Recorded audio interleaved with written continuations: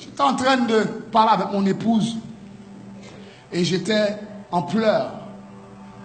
Puis elle m'a dit, qu'est-ce que tu as chérie? J'ai dit, malheureusement, le milieu pastoral, et je le dis publiquement, est un milieu pourri.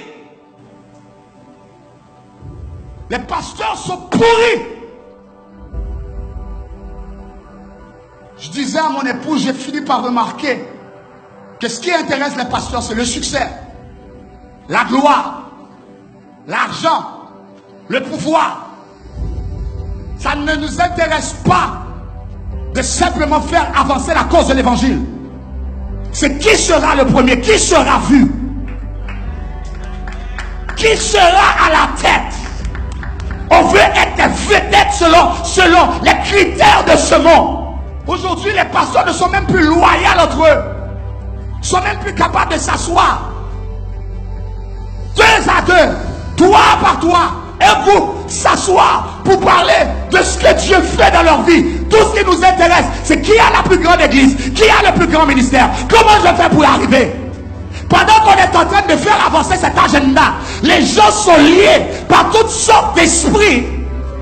À quoi ça sert d'aller réformer l'art, la politique, whatever it is, quand les gens sont liés par des esprits terribles? À l'église, on est tombé dans un piège. Les pasteurs, et je m'inclus dedans, nous avons une analyse de conscience à faire. Pourquoi tu veux faire le ministère? Pourquoi tu veux un micro? Quels sont tes motifs qui te disent je veux faire du ministère? Où sont ces hommes et ces femmes de Dieu qui sont passionnés des âmes de Dieu et non pas de la structure organisationnelle? Des hommes de Dieu qui sont intéressés par des gardes du corps, par Hollywood. Je ne dis pas que Dieu ne peut pas bénir un homme de Dieu. Je suis moi-même béni. Mais où sont les hommes de Dieu qui sont prêts à servir le peuple avec des pantalons déchirés, avec des souliers déchirés? Où sont les hommes de Dieu consacrés? Et où sont ces chrétiens amoureux de la parole? Les chrétiens de béret qui veulent s'asseoir pour examiner ce que le pasteur dit. Est-ce que ça fait du sens avec l'évangile? Le peuple est devenu idolâtre.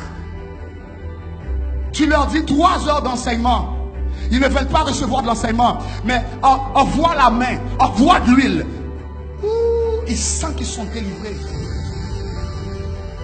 Où sont les chrétiens qui vont dire, pasteur, telle chose que tu fais, prouve-moi le biblique.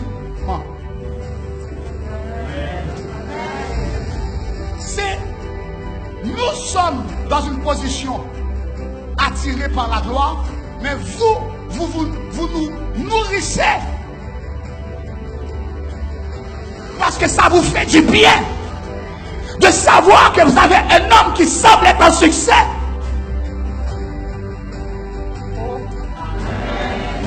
Je ne dois pas prêcher ça un dimanche matin.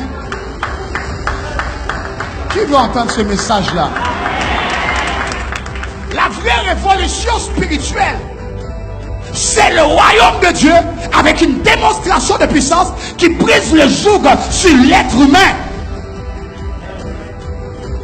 Mais malheureusement, l'église en Amérique est tombée dans un piège.